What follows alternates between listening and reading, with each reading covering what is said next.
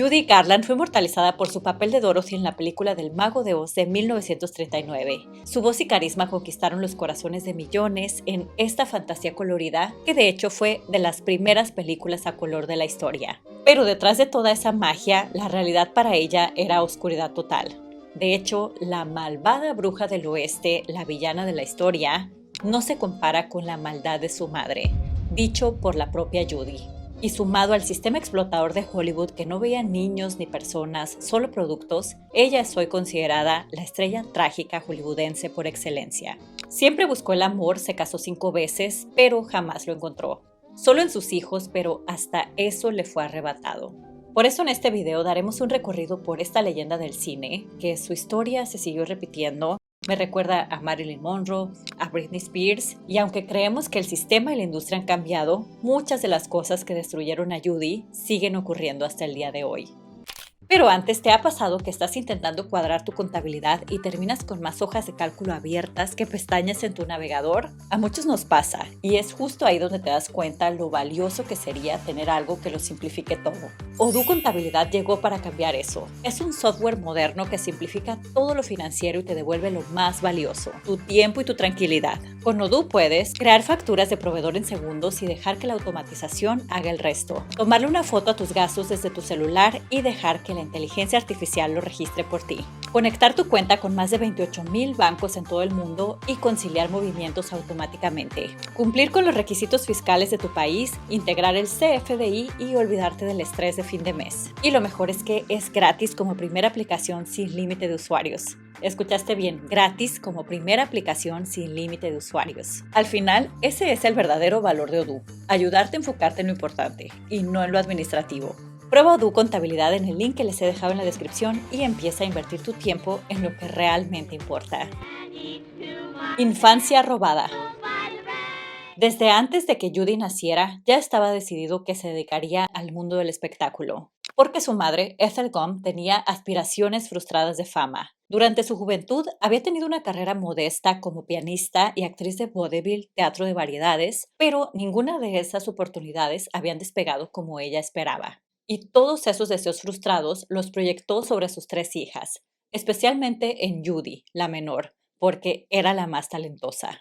Judy nació como Frances Ethel Gum el 10 de junio de 1922 en Minnesota. La familia administraba un cine con espectáculos en vivo y cuando solamente tenía 2 años, subió al escenario junto con sus hermanas a cantar villancicos. Y a partir de ahí comenzó el resto de su vida, que sería dedicarse a cantar frente a audiencias. Nunca tuvo la oportunidad de ser solo una niña, nunca fue a una fiesta, nunca fue a la escuela. Desde que comenzó a hablar, ya estaba cantando. En 1926, a sus 4 añitos, la familia se mudó de Minnesota a California, por 2 razones importantes. Una es porque en California obtendrían mayores oportunidades al ser la cuna de muchos estudios cinematográficos, pero la segunda razón era más personal, ya que Frank Gum, el padre de Judy, lo rodeaban grandes rumores de que era homosexual y engañaba a su esposa con hombres jóvenes. Aunque nunca fue confirmado ni por Frank ni por Judy, algunos biógrafos y compañeros de trabajo han respaldado esta idea. Y todo esto, por supuesto, generaba tensiones en el matrimonio con Ethel, quien descargaba mucha de su ira sobre sus hijas.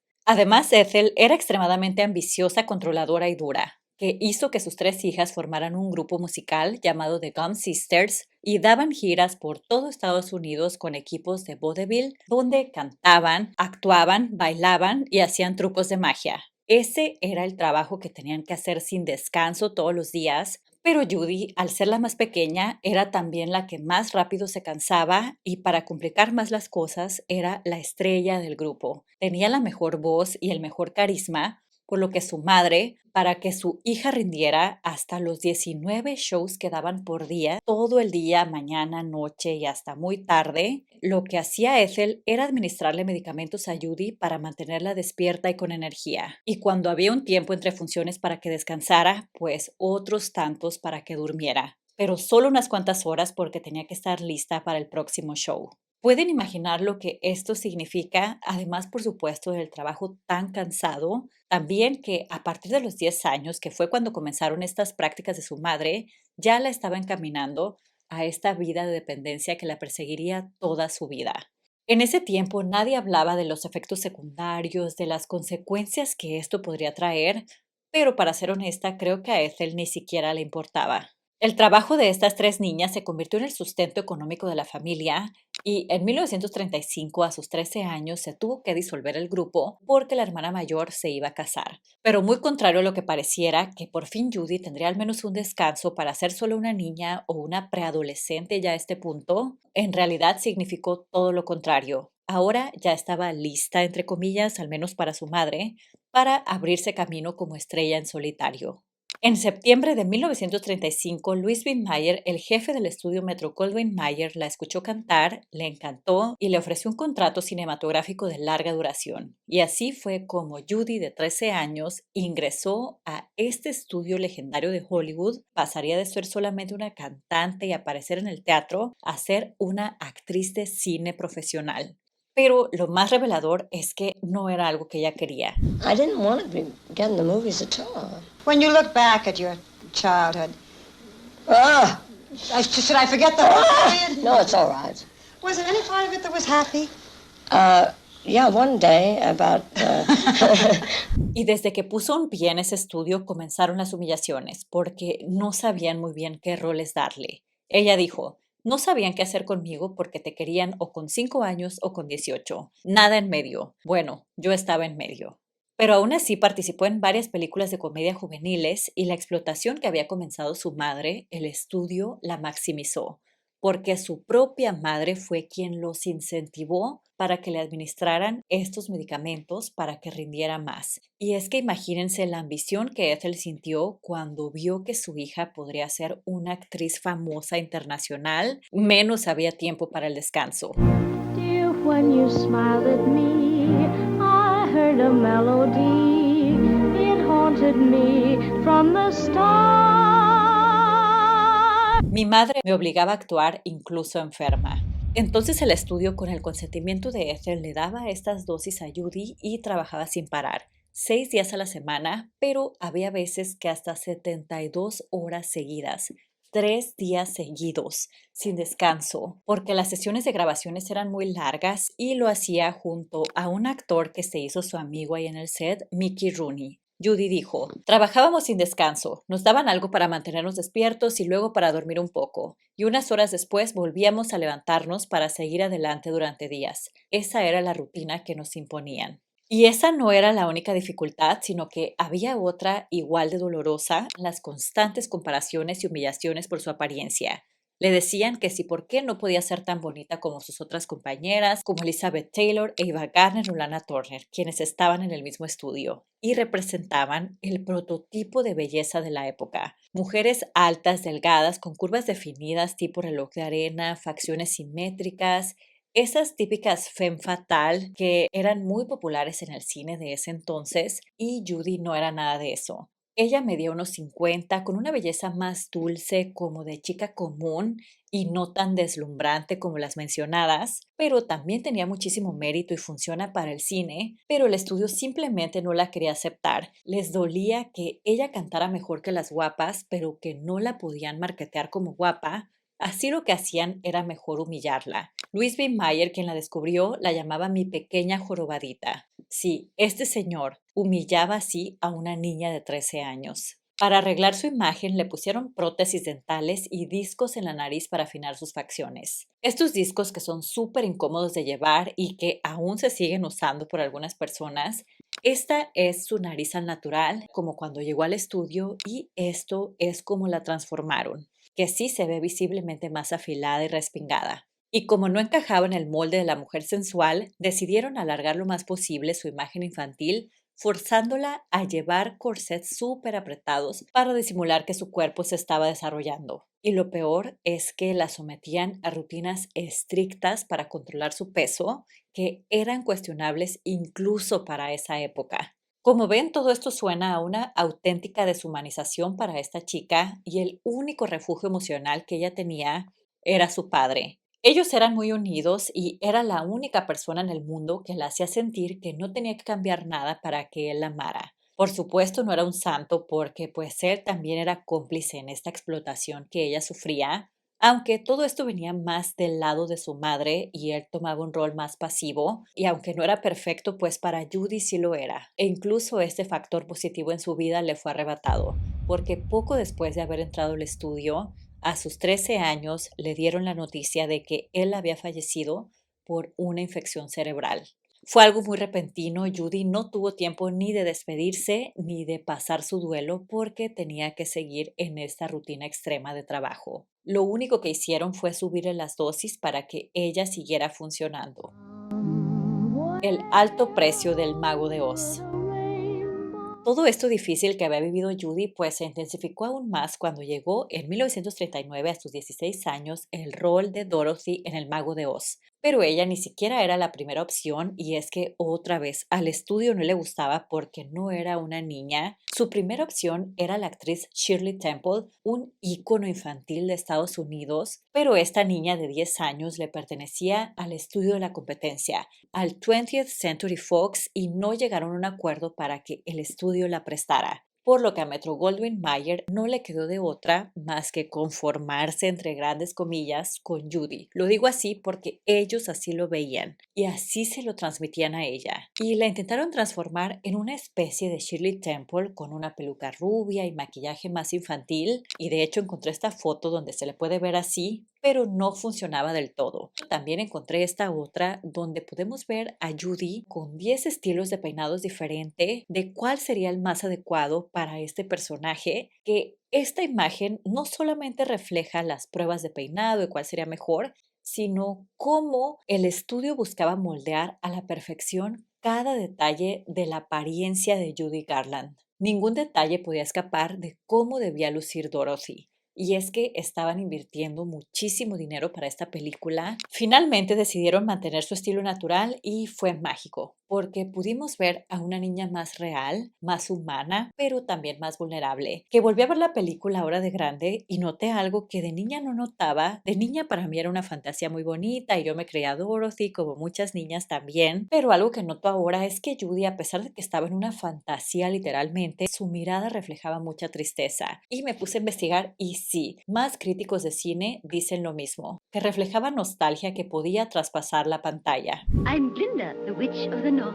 You are? I beg your pardon, but I've never heard of a beautiful witch before. Y durante las grabaciones, ahora que Judy llevaba coletas todo el tiempo, pues el jefe Louis Mayer ahora la apodaba Cerdito con Colitas, y hasta le puso a una especie de vigilante personal que tenía que reportarle a él cada cosa que Judy comiera. Y si algo estaba fuera de lo permitido, que eran prácticamente solo líquidos, pues era castigada. La vigilante era Bárbara Coshy, quien interpretaba a su doble. Y además el ambiente era muy difícil porque los actores que interpretaban a los Munchkins, a los enanos, pues también tenían conductas muy inapropiadas con Judy. Y ella no podía decir nada. Y en general los actores no eran vistos como humanos, incluso los adultos. Por ejemplo, la actriz que interpretó a la bruja malvada, Margaret Hamilton, ella fue gravemente lastimada con un accidente con fuego en el set y fue reemplazada por una doble, quien también resultó herida. El actor de Hombre de Hojalata, Buddy Ebsen, fue hospitalizado por intoxicación de tanto maquillaje de aluminio que usaron en él y tuvo que ser reemplazado. Además, la temperatura en el estudio era muy alta por todas las luces que se tenían que usar para el Technicolor y muchos colapsaban por el calor. Pero la prioridad ahí no eran ellos, la prioridad era sacar el proyecto para recuperar la inversión. Y qué triste que una película tan clásica, tan mágica, tenga tanto sufrimiento detrás. Y así fue como Judy Garland se convirtió en esta estrella de fama mundial con solo 17 años, porque no fue solamente ovacionada por su actuación, sino también por su canto. La interpretación de Over the Rainbow es una de las mejores del cine de todos los tiempos, que hasta le trajo un Oscar juvenil. Somewhere over the rainbow, way up, there's a land that I heard of once in a lullaby. Y después de este super éxito, Judy tenía que seguir trabajando, y ahora más porque como la gente quería verla, pues tenía que grabar película tras película. Otra muy grande fue Meet Me in St. Louis de 1944, cuando tenía 22 años, que se convirtió en la película más taquillera de la década. la que le trajo más dinero al estudio en toda su historia. Have yourself a merry little Christmas. Let your heart be light.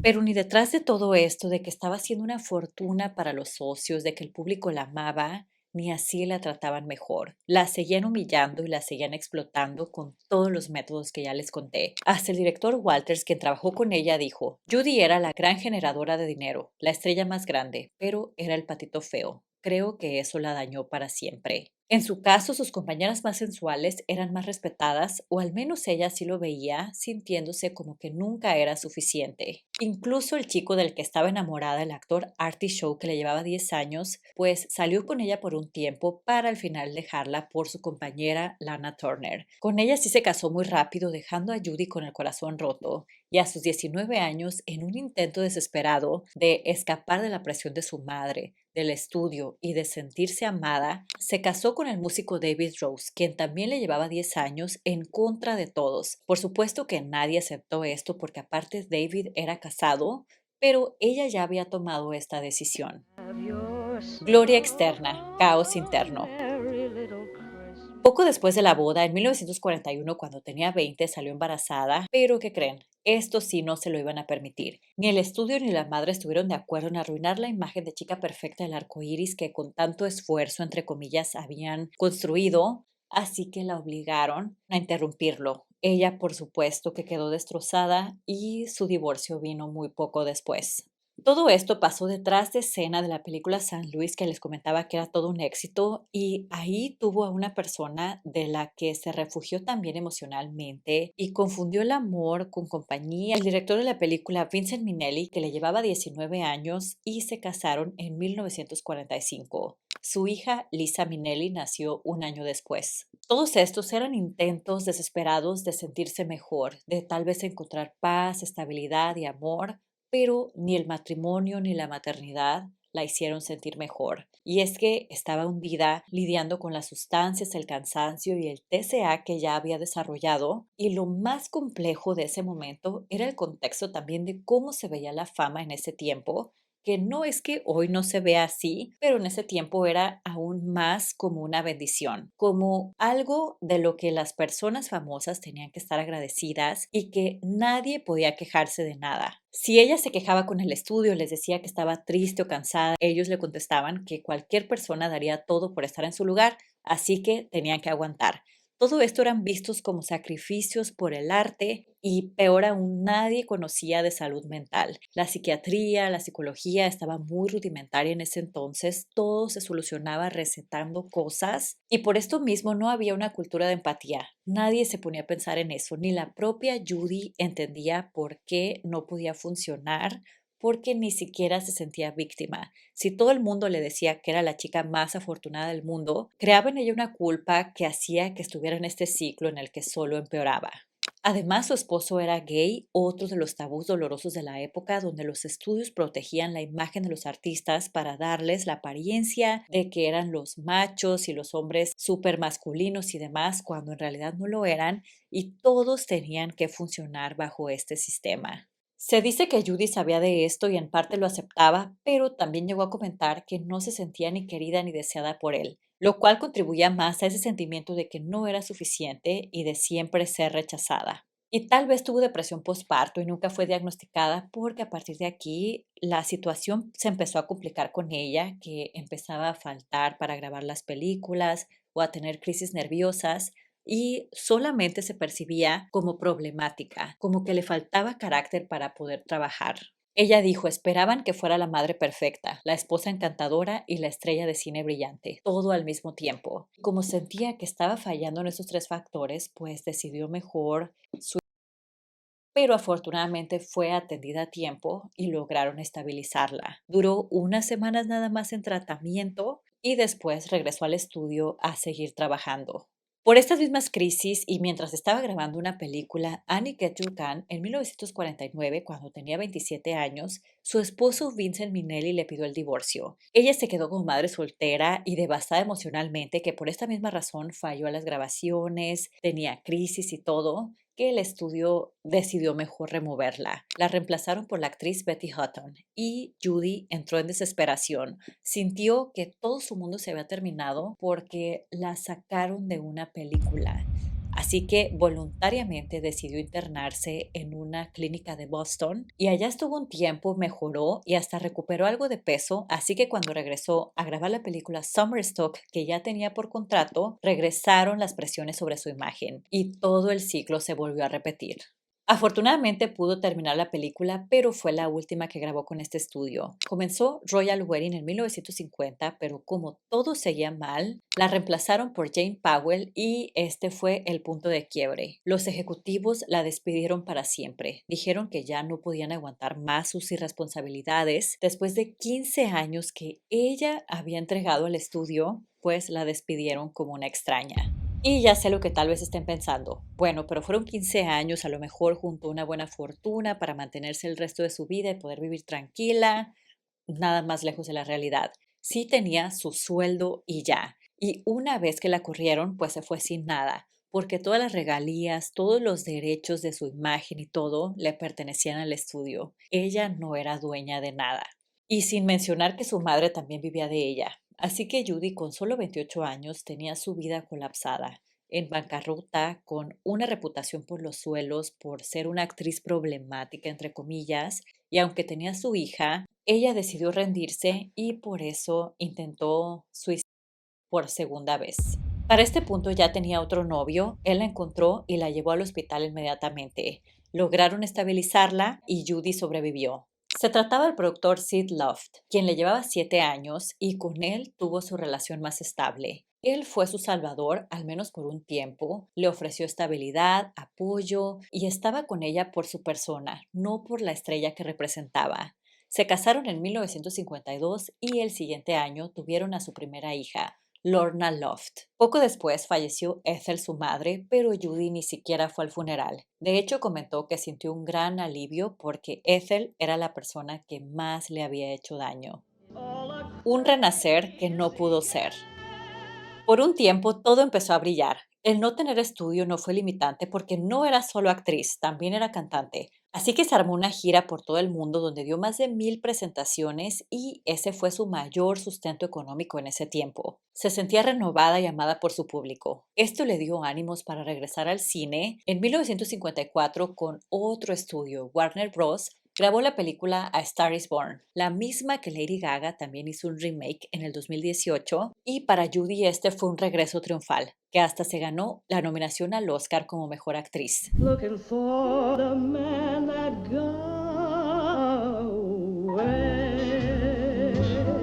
Ella era la favorita para ganar y como no pudo asistir a la ceremonia para recibir su premio porque ese día fue el día que dio a luz a su tercer hijo, Joey Loft, mandó llamar a un equipo de camarógrafos para que vinieran a su cuarto de hospital para ella poder dar su mensaje de agradecimiento. Y fue una terrible sorpresa darse cuenta que no le dieron el premio a ella, sino a Grace Kelly. Y aunque muchos actores experimentan cosas así, en el caso de Judy, ese Oscar significaba demasiado. Era como por fin tener reconocimiento de que ella valía como profesional y no se lo dieron. Y las cosas se complicaron aún más porque en 1959, cuando tenía 37 años, fue diagnosticada con una grave hepatitis y le dieron la terrible noticia de que solamente le quedaban 5 años de vida. Y es que imagínense, después de todos los años de medicamentos que comenzaron desde muy temprana edad, la dependencia que ella había desarrollado, más el alcoholismo que también desarrolló, pues ningún hígado creo que puede aguantar eso. Pero curiosamente, esta noticia Judy no solo la tomó con calma, sino con alivio. De hecho, dijo, dejé de sentir presión por primera vez en toda mi vida. Esta frase me parece muy fuerte y pienso que la dijo porque esta enfermedad le dio permiso de no tener que ser perfecta, de no tener que triunfar, de no tener que ganar Óscares, de no tener que generar dinero, de no tener que trabajar y poder parar. Y tal vez esta misma calma fue lo que la salvó porque sorprendentemente se recuperó de la enfermedad. Y como regresó la salud, pues también regresaron las presiones. Tuvo que regresar a trabajar. Fue cuando dio su icónico concierto en el Carnegie Hall de Nueva York, siendo la primera mujer en ganar álbum del año. Never a new love will be the same. Con la popularización de la televisión y que el cine estaba siendo un tanto reemplazado, Judy intentó adaptarse. Creó su propio programa, The Judy Garland Show, pero los niveles de audiencia no eran los esperados y terminó siendo cancelado después de solo 26 episodios. Esto también le bajó muchísimo el ánimo y agravó toda su situación, porque ella sobrevivía agradando a los demás mediante el aplauso del público, que la gente consumiera lo que ella hacía, y que esto haya fracasado la hizo hundirse más en sus deudas porque también tenía graves problemas de impuestos y, lo más doloroso, sus adicciones. En este punto su matrimonio con Sid ya no funcionaba, y aunque él en un inicio la ayudó emocionalmente, llegó un punto en el que él se cansó porque simplemente no la entendía. Hasta daba entrevistas y decía: yo no sé qué demonios le pasa. Si todo brilla en su vida, ¿por qué ella no puede avanzar? En su intento de sostenerla y que su familia funcionara, se terminó quebrando él. Terminaron súper mal, ella lo acusó de violento y de quererle robar dinero, y él la acusó pues de inestable y de no estar capacitada para quedarse con sus hijos. Judy luchó con todas sus fuerzas para mantener la custodia compartida, pero su salud mental, sus recaídas y la presión mediática le jugaban en su contra. En ese tiempo, los medios de farándula también la tachaban de loca y irresponsable, que el juez, aunque no le prohibió ver a sus hijos afortunadamente, sí le cedió la mayor parte de la custodia a su esposo, dejándola a ella para verlos ocasionalmente. Judy nunca dejó de pelear contra esta decisión, siempre hasta su último día siguió metiendo solicitudes para modificar esta orden. El divorcio finalizó en 1965 cuando Judy tenía 43 años y de una forma prácticamente inmediata volvió a casarse. Su cuarto matrimonio fue en Las Vegas con el actor Mark Herron, 6 años menor que ella, pero fue un grave error. Y es que Judy no estaba en condiciones como para pensar las cosas, para evaluar si le convenía o no, y este chico estaba con ella, según reportes, solamente por fama. De hecho, él también era gay y sus conflictos y discusiones escalaron tanto que se divorciaron en meses. En 1967, más o menos 2 años antes de morir, le dio esta entrevista a Barbara Walters, que es de las pocas entrevistas completas de Judy Garland que pude encontrar en internet, y me llamó la atención cómo se presenta como una mujer muy elegante, digna, educada. A pesar de las preguntas tan invasivas que le hacía esta periodista, Barbara Walters es de esas periodistas que entrevistan a lo confrontativo. De hecho, hizo llorar a Mónica Lewinsky, hizo llorar a Whitney Houston, y eso ya en los años 90. Ahora imagínense cómo era en los 60. Y me pareció impactante cómo, sabiendo que para Judy era un tema difícil, el tema de su apariencia y de su peso, pues la hizo pararse junto a su hija para que el público viera que se ven igual de delgadas. Como que si eso tuviera alguna relevancia o importancia. Judy se ve realmente incómoda, hasta dice que le parece ridículo, pero aún así lo hace. Could I ask you to stand up next to Lorna so that the world can see that you're a very small young lady? And you're not, well, you took your shoes off, I noticed. You know, I wear those 4.5-inch heels so I can look like I have some status. And come on, let's stand up and be counted, shall we? Will the real Lorna Love stand up? Now, this is ridiculous, you know, when I try to say lies, but Lorna, you shouldn't stay out so late. It's how can you bawl them out when they're an inch or so taller than you are? Well, I'm only 4 feet 11. You know, I'm glad that my daughters are taller. Lovely daughter. I just wanted everyone to see how tiny. There we go. Can we sit down? Yes, you can sit down. You want to stand up? Y notaron cómo Bárbara comenta que su hija es más alta que Judy, y Judy como que se alza y le da un beso a su hija pareciendo más alta. Pareciera como una forma de Judy de retomar el control o de no sentirse menos. A inicios de 1969 ya Judy casi no veía a sus hijos. Y es que todo estaba condicionado a que ella estuviera bien, y además cuando no estaba de gira trabajando, porque para pagar las deudas, salir de todas estas responsabilidades económicas, tenía que dar presentaciones en vivo para poder mantenerse, y en realidad era ya prácticamente una sombra de la supercantante que una vez fue. Dio una serie de conciertos en el Talk of the Town de Londres, donde algunas noches recibía ovaciones de pie y otras sus propios fans la abucheaban porque no tenía ni la energía ni la voz que ellos querían escuchar.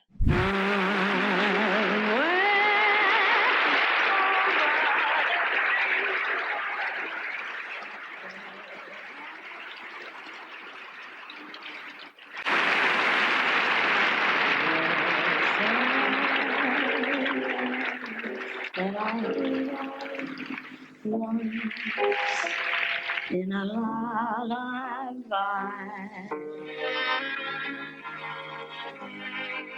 Pero a pesar de todo esto, Judy seguía intentándolo y creyendo en el amor. Se casó por quinta vez el 15 de marzo de 1969, el día que cumplió 47 años, con el músico Mikey Dean, 12 años menor que ella, pero sin saberlo, otra vez se equivocaba, dejando entrar en su vida a una persona que no la veía como persona, sino como qué provecho podía sacar de ella. Su corto matrimonio también estuvo lleno de conflictos, que esto pues solamente no hizo más que debilitar más a Judy emocionalmente, y él fue la persona que la encontró sin vida en su cuarto de Londres por una ya saben, accidental.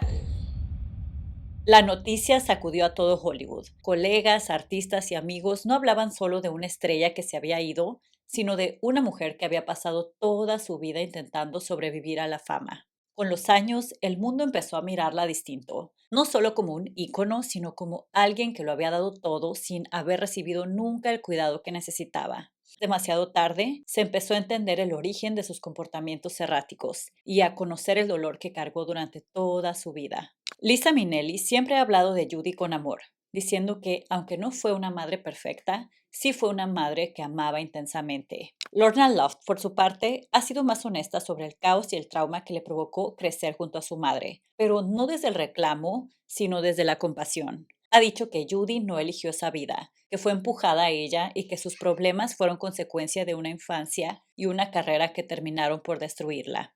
Joey, aunque ha sido mucho más reservado, coincide en que su madre fue cariñosa y presente cuando pudo, y que el problema nunca fue la falta de amor, sino la falta de ayuda. Al final, Judy nos enseñó que cuando un niño es deshumanizado para rendir, llevado al límite por ambiciones adultas, arrebatado de sus etapas de vida sin el amor y la compasión que merece, cuando además es humillado por su apariencia y expuesto a la crítica constante, ese niño crece y se convierte en un adulto que pasa toda su vida intentando encontrar el amor que nunca tuvo, pero que muchas veces se pierde a sí mismo en el intento, como le pasó a ella. Una frase que Judy inmortalizó como Dorothy fue "There is no place like home". No hay lugar como el hogar. There's no place like home. Lo buscó desesperada e incansablemente porque se puede decir que no tuvo un lugar en el que vivió tranquila y feliz. Ojalá lo haya encontrado. Este video es la segunda parte de una miniserie que estoy haciendo. La primera fue sobre Ariana Grande y su colapso silencioso, qué es lo que está pasando con ella, que aunque hay casi 100 años de diferencia entre estas dos estrellas, están unidas tanto por muchas heridas como por la fantasía del Mago de Oz y de Wicked. No se lo pueden perder ni tampoco la parte 3, que se va a tratar sobre otro chico que tocó la vida de Ariana y de hecho la cambió para siempre. Mac Miller, un chico que también brilló con todo su talento, pero que se quebró por dentro. Nos vemos allá, también el link abajo. Muchas gracias a Odoo por haber hecho posible este video, también gracias a los miembros. Déjenme en los comentarios qué conocían y no de la historia de Judy Garland, qué es lo que les pareció más interesante. Me encantaría leerlos. Los invito a ser miembros si les gustaría apoyar al canal de esa forma, darle like o suscribirse, pero cualquier forma que ustedes puedan o quieran apoyar a este canal, cuenta muchísimo. El simple hecho de que estén ahí viendo ya es un gran apoyo. Y nos vemos muy pronto en uno próximo. Adiós.